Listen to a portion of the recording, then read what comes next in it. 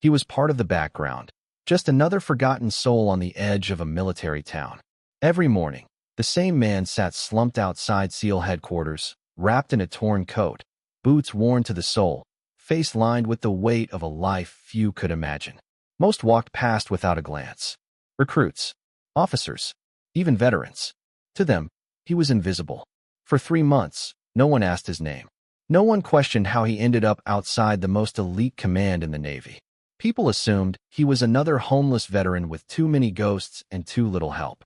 Until one sharp-eyed petty officer named Martinez stopped, frozen mid-step, by something oddly familiar, ink peeking out from beneath the man's sleeve. It was a tattoo, a trident, but not just any SEAL emblem. This one was older, altered, with markings that hadn't been seen in decades.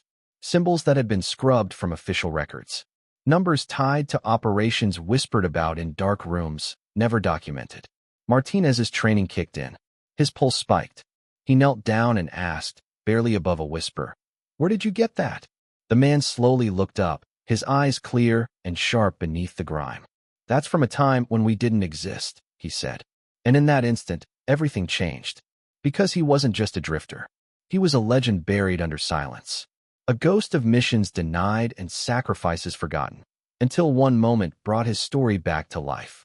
Welcome to Silent Salute, where we uncover the forgotten heroes hiding in plain sight.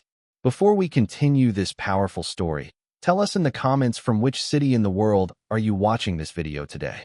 And if you believe our veterans deserve better than being forgotten on street corners, hit that subscribe button to support our channel. We're honored to share these important stories. The man everyone called Eddie had been a fixture outside the Naval Special Warfare Command headquarters in Coronado for nearly 3 months. He'd appeared sometime in early spring, setting up a small camp in the landscaping near the main gate, just outside the security perimeter, but close enough to watch personnel come and go throughout the day. Base security had approached him several times during his first weeks, but he'd always been polite, cooperative, and careful to remain on public property. He didn't ask for money, didn't bother personnel, and didn't create any disturbances that would justify removal. He was simply there, a quiet presence that base personnel gradually learned to ignore. Eddie appeared to be in his 60s, with gray hair that hadn't been cut in months and clothes that had seen better decades.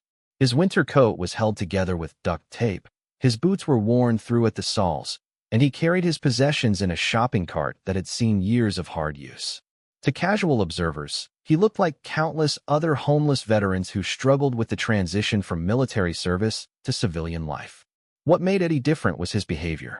Unlike many homeless individuals who struggled with mental health issues or substance abuse, Eddie was clearly alert, aware, and purposeful in his actions. He kept his small camp meticulously organized, disposed of trash properly, and maintained personal hygiene despite his obvious lack of resources. More significantly, Eddie watched the comings and goings at SEAL headquarters with the focused attention of someone who understood what he was seeing. He knew the difference between administrative personnel and operational teams. He could identify rank structures and unit affiliations from subtle uniform details. Most importantly, he showed the kind of tactical awareness that suggested military training rather than casual interest. Petty Officer First Class Ramon Martinez had been noticing Eddie for weeks before he decided to investigate further. As a 10-year SEAL veteran with multiple combat deployments, Martinez had developed instincts about people that served him well in both military and civilian settings. Something about the homeless man's bearing and behavior suggested there was more to his story than met the eye. Martinez's interest was sparked during a morning run along the perimeter road. As he passed Eddie's location, he noticed the older man automatically scanning his surroundings with the systematic pattern that characterized professional security awareness. It was subtle but unmistakable to someone with Martinez's training, the kind of automatic behavior that came from years of living in dangerous environments. Over the following weeks, Martinez began paying closer attention to Eddie's routine and behavior. The homeless man maintained a strict schedule, always present during certain hours and absent during others. He positioned himself to maintain optimal observation of base entrances while keeping clear fields of view in all directions. Most tellingly, he showed recognition of operational security protocols, adjusting his behavior when sensitive activities were occurring. Martinez's suspicions crystallized one morning when he observed Eddie's reaction to a medical emergency at the base entrance. A civilian contractor had suffered what appeared to be a heart attack, and base medical personnel were responding to provide emergency care. While other bystanders stood around uncertain how to help, Eddie immediately moved to assist with crowd control and traffic management, displaying exactly the kind of automatic response that characterized experienced military personnel. "Sir, you need to step back and give the medics room to work," Eddie told civilians who were crowding around the medical emergency. His voice carried the kind of natural authority that came from years of leadership experience. When additional emergency vehicles arrived, Eddie positioned himself to guide traffic and maintain clear access routes without being asked or directed by base personnel. His understanding of emergency protocols and his ability to read the tactical situation were obviously professional rather than civilian. Martinez approached Eddie after the emergency situation was resolved. "That was good work helping with crowd control. You handled that like someone with medical training." Eddie's response was careful and non-committal. "Just seemed like the right thing to do. Medics need space to work." But Martinez had noticed details that confirmed his suspicions about Eddie's background. The older man's movements during the emergency had been precise and efficient. His understanding of medical protocols had been sophisticated. Most importantly, his automatic assumption of leadership responsibility suggested extensive experience in emergency situations. "Have you had military medical training?" Martinez asked directly. Eddie's expression grew guarded. "Long time ago. Different life." Martinez decided to press further. "What branch of service?" "Navy," Eddie replied after a pause. "But that was decades ago. Not relevant anymore." But Martinez was beginning to suspect that Eddie's military service might be more relevant than he was admitting. His behavior patterns, tactical awareness, and professional competence suggested recent rather than distant experience with military operations. During the following weeks, Martinez made a point of stopping to talk with Eddie whenever his schedule permitted. The conversations were casual, but gradually revealed details about Eddie's background that increased Martinez's certainty that there was more to the homeless man's story than appeared obvious. Eddie demonstrated knowledge of current military procedures that went beyond what a typical veteran would retain years after discharge. He understood recent changes in operational security protocols, was familiar with current equipment and techniques, and showed awareness of organizational structures that had evolved significantly over the past decade. More importantly, Eddie occasionally made observations about base operations that demonstrated sophisticated understanding of special operations activities. He would comment on deployment cycles, training schedules, and personnel movements with the kind of insight that suggested either current access to classified information or recent experience with similar operations. Martinez began to suspect that Eddie might be a recently discharged SEAL who'd fallen on hard times, but was reluctant to seek help from his former community. It wouldn't be the first time a veteran had struggled with transition issues and ended up homeless despite having access to support services. The breakthrough came during a conversation about current events in special operations. Eddie made a casual comment about operational techniques that had been used in a recent classified mission that hadn't been reported in public media. When Martinez questioned how he knew about those details, Eddie realized he'd revealed more than he'd intended. "Eddie," Martinez said carefully, "that information you just mentioned isn't something a typical veteran would know. That was operational detail from a classified mission." Eddie's expression showed that he understood the implications of Martinez's observation. "I read a lot," he said unconvincingly. Martinez decided to be direct. "Eddie, I think you're a recently discharged SEAL who's fallen on hard times. There's no shame in needing help, and there are resources available for veterans who are struggling with transition issues." But Eddie's response surprised Martinez. "Petty Officer Martinez, I appreciate your concern, but my situation is more complicated than you understand." The use of Martinez's rank and name, which Eddie shouldn't have known, confirmed that the homeless man had access to information about base personnel. Martinez realized he might be dealing with someone whose background was significantly more complex than he'd assumed. "How do you know my rank and name?" Martinez asked, his professional instincts now fully alert. Eddie realized he'd made another mistake that revealed more about his capabilities than he'd intended to share. "I pay attention to things. You've been running past here for weeks wearing name tapes." But Martinez knew that wasn't a complete explanation. His name tape wasn't clearly visible from Eddie's position during most of their interactions, and the homeless man had used his exact rank rather than making a general assumption about his military status. Eddie, I think we need to have a more honest conversation about who you are and what you're doing here. Eddie looked around to ensure they weren't being overheard, then made a decision that would change everything about his relationship with the SEAL community. Petty Officer Martinez, if I tell you who I really am, a lot of things are going to change very quickly. Are you prepared for that? Martinez nodded, understanding that he was about to learn something significant. Eddie pulled up the sleeve of his worn jacket, revealing a tattoo on his forearm that made Martinez's breath catch in his throat. It was a SEAL trident, but not the standard version that most SEALs carried. This trident had additional symbols and numbers that Martinez recognized from briefings about highly classified special operations units. My name is Senior Chief Petty Officer Edward Eddie Sullivan, the homeless man said quietly. And until 6 months ago, I was attached to a unit that officially doesn't exist. Martinez stared at the tattoo, processing the implications of what he was seeing. The symbols indicated membership in Development Group, the most elite special operations unit in the world. But the additional markings suggested something even more classified, assignments so sensitive that they weren't acknowledged even within the special operations community. Senior Chief, Martinez said, his tone shifting to reflect the respect due to someone of Sullivan's apparent background. What happened? How did you end up here? Sullivan's laugh was bitter. That's a complicated story, Petty Officer. The short version is that some missions leave marks that don't heal easily. Some things you see and do change you in ways that make normal life impossible.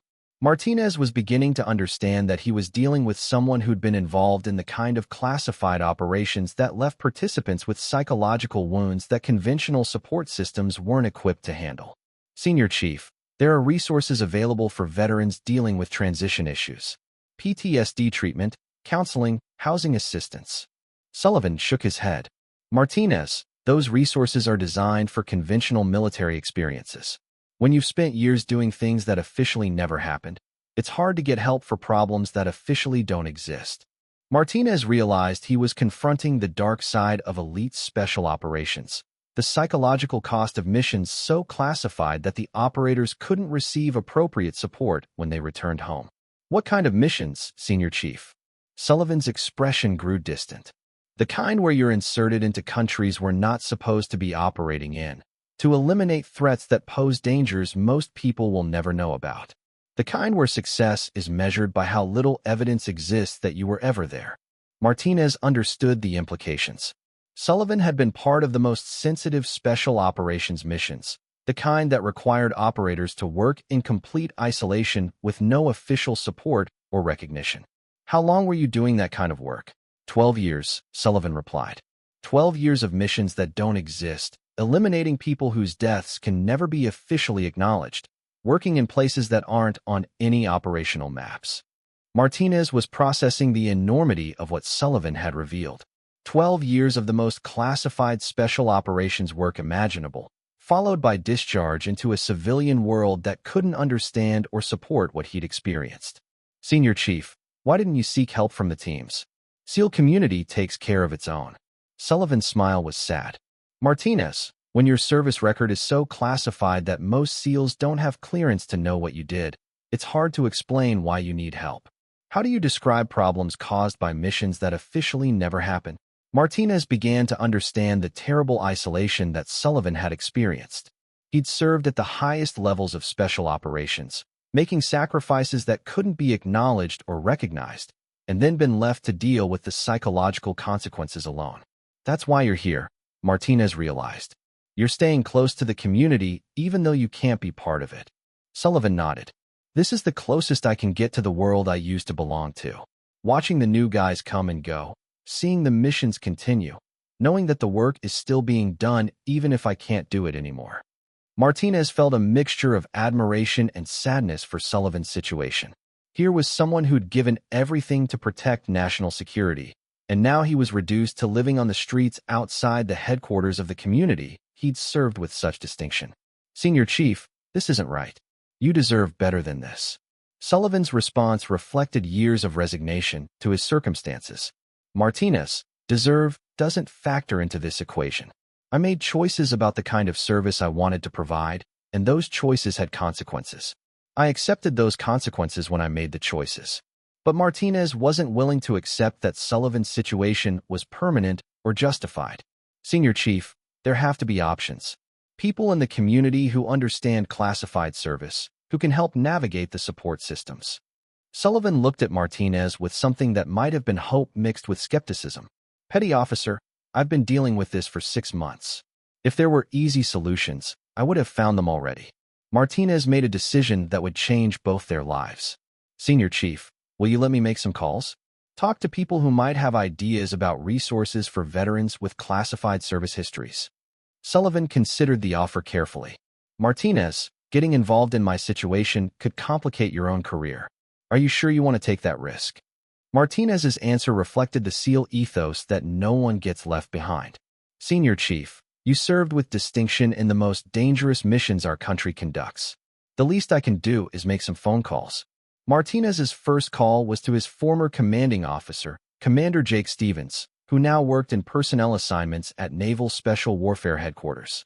If anyone would understand the complexities of supporting veterans with highly classified service histories, it would be Stevens. Commander, I have a situation that requires some guidance about veteran support resources for personnel with unusual service backgrounds. Stevens was immediately interested. Special operations personnel with support needs often required creative solutions that went beyond conventional programs. What kind of situation, Martinez?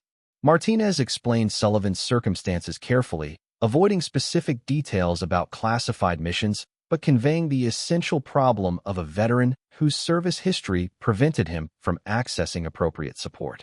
Commander, we have a senior chief with 12 years of development group service who's currently homeless because his service record is too classified for conventional veteran support programs to handle effectively. Stevens was quiet for a moment, processing the implications. Martinez, that's a serious situation. Development group veterans with extensive classified service can face unique challenges that require specialized assistance. Stevens explained that there were informal networks within the special operations community designed to help veterans whose service histories created barriers to conventional support. But accessing those networks required careful navigation of security protocols and personal relationships. I'm going to make some calls, Stevens said. But I'll need to meet with this senior chief personally to verify his background and assess his specific needs. Martinez arranged a meeting between Stevens and Sullivan for the following day, understanding that Sullivan's situation might finally receive the attention it deserved from people who understood the complexities of classified service. The meeting took place in Stevens' office, where Sullivan's appearance created an immediate contrast with the professional military environment.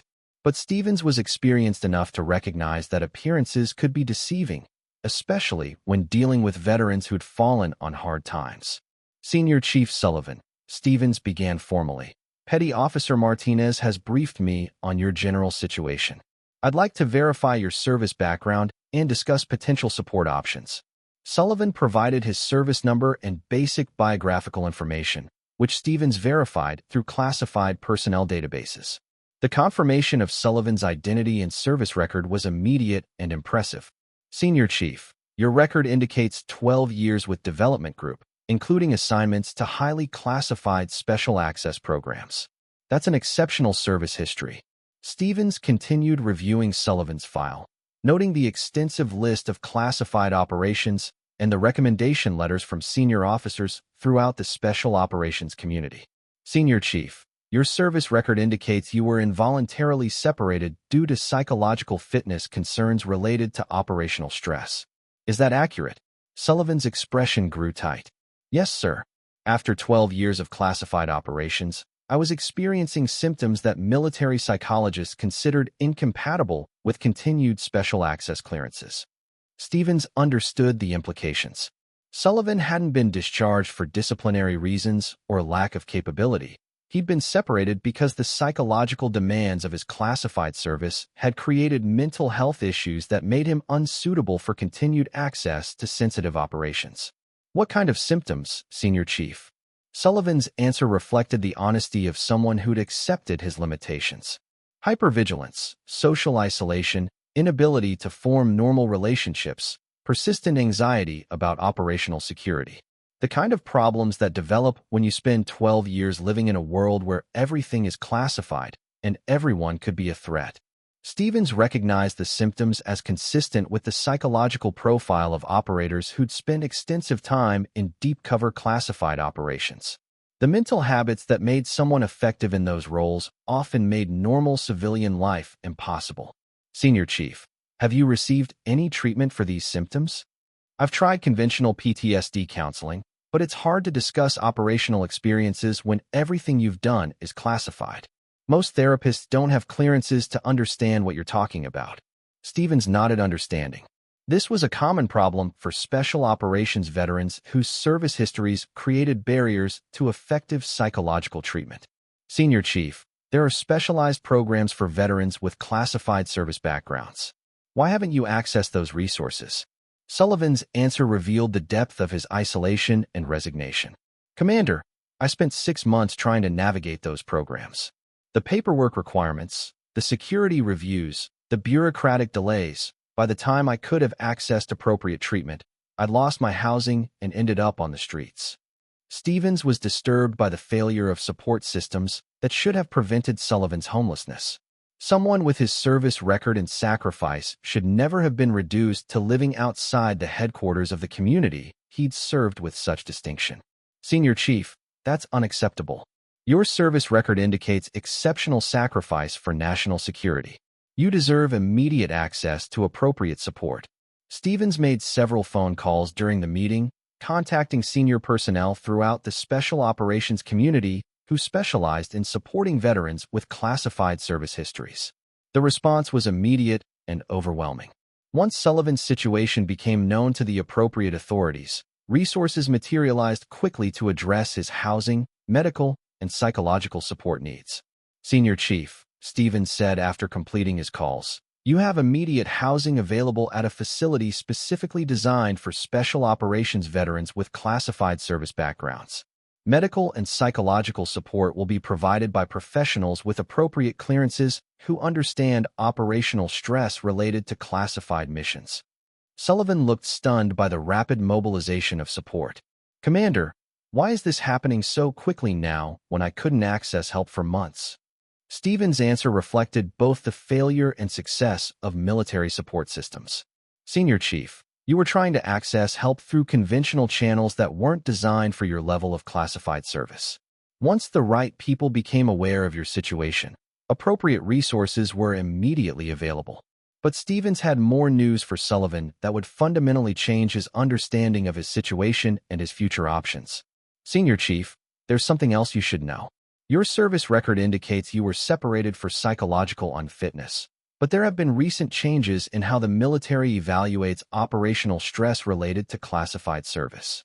Stevens explained that new research had led to better understanding of the psychological demands placed on operators involved in highly classified missions, and new treatment protocols had been developed that could address the specific symptoms Sullivan was experiencing.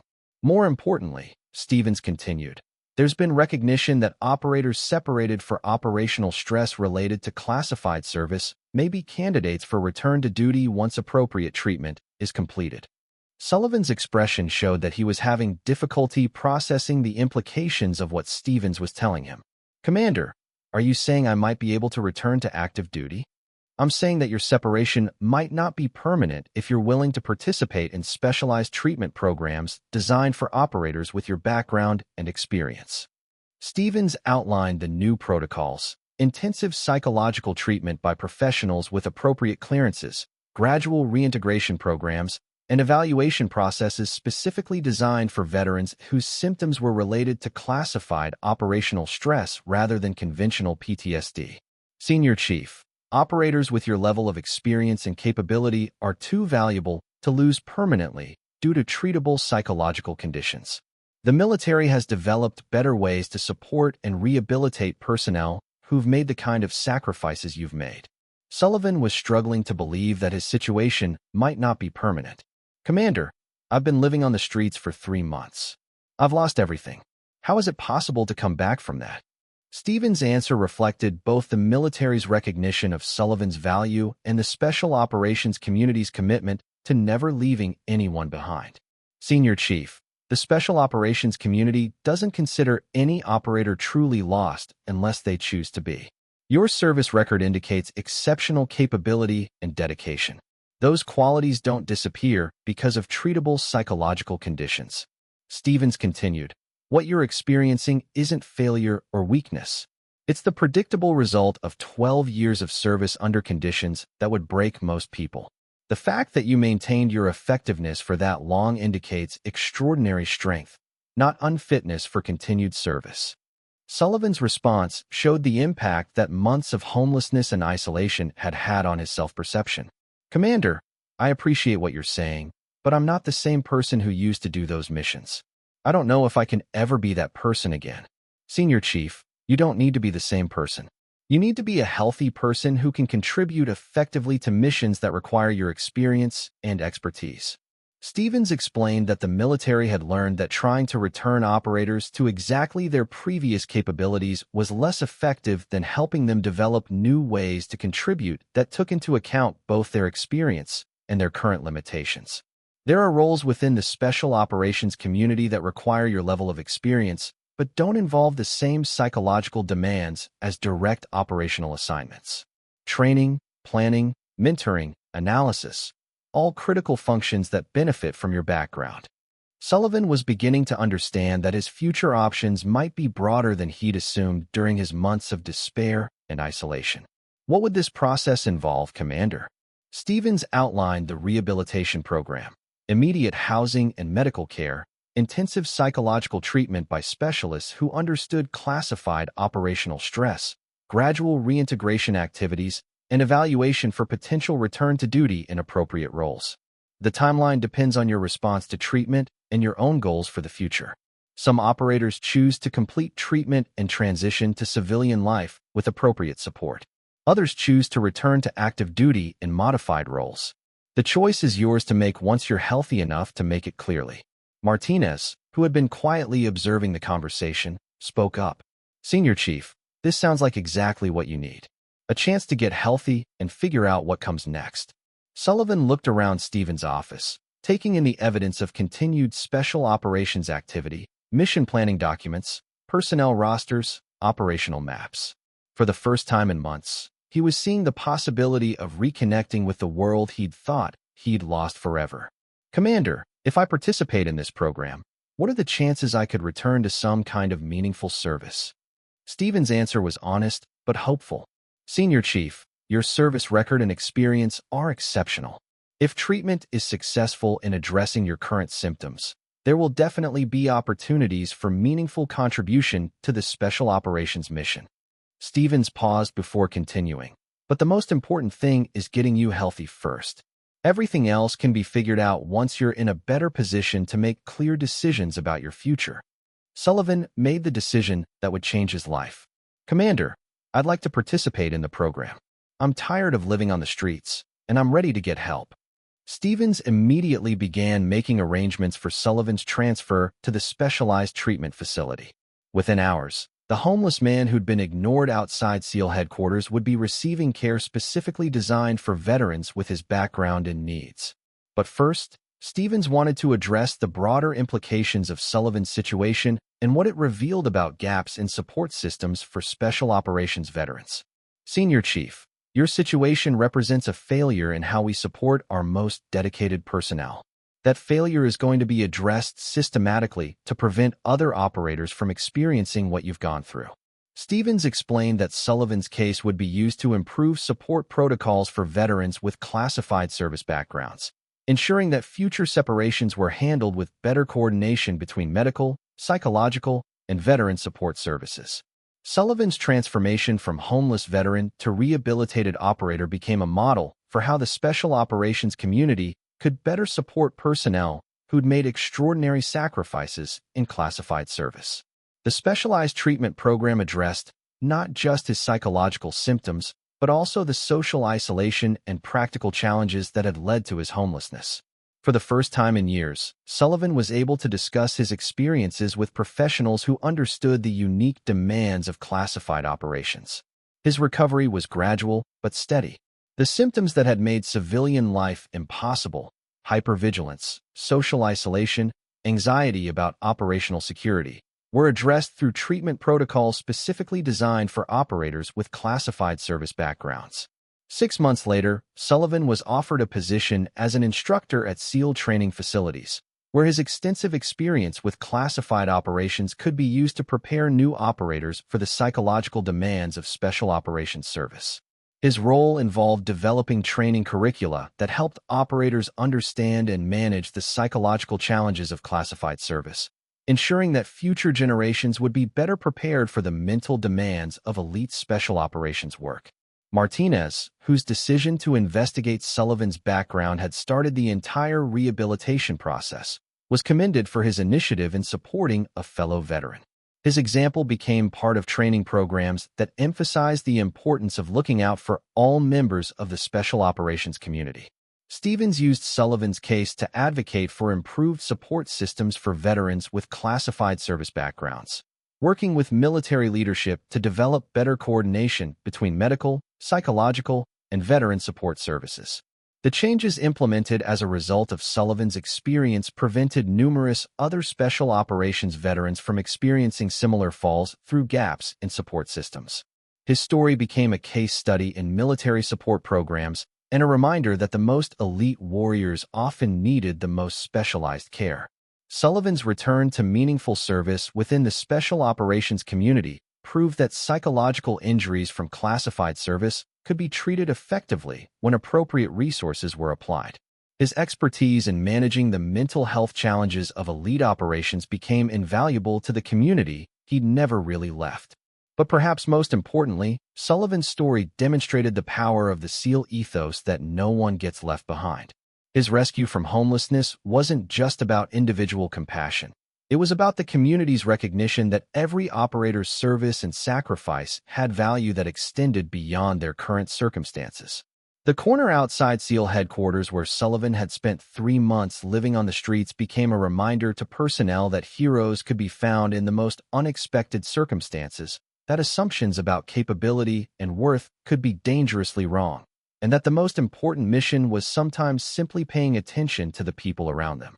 Sullivan's experience proved that recovery from the deepest psychological wounds was possible when appropriate support was provided by people who understood the unique challenges of special operations service. His return to meaningful contribution demonstrated that second chances weren't just acts of charity. They were investments in capabilities and experience that couldn't be easily replaced. Years later, Sullivan would reflect that his months of homelessness, while devastating at the time, had ultimately led to his most important contribution to the special operations community. His experience informed improvements in support systems that would help countless other veterans avoid similar struggles and receive appropriate care for service-related psychological injuries. His story became part of the informal education that passed between generations of special operations personnel, a reminder that taking care of each other was just as important as completing missions, and that the most valuable warriors were often those who'd learned to overcome their own struggles and help others do the same. This story was brought to you by Silent Salute. Before we leave you today, here's our question. Have you ever discovered that someone you'd overlooked or dismissed was actually carrying an extraordinary burden or hiding an incredible story of service and sacrifice? Someone whose appearance or circumstances masked a history of heroism and dedication. Tell us in the comments about the hidden heroes you've encountered in your own life. And if you believe that our most elite warriors deserve better support when they struggle with the invisible wounds of service, hit that subscribe button to support our channel. Every story reminds us that heroism can be found in the most unexpected places, and that our greatest obligation is to ensure that those who've sacrificed for others never have to face their darkest moments alone. We'll see you in the next one.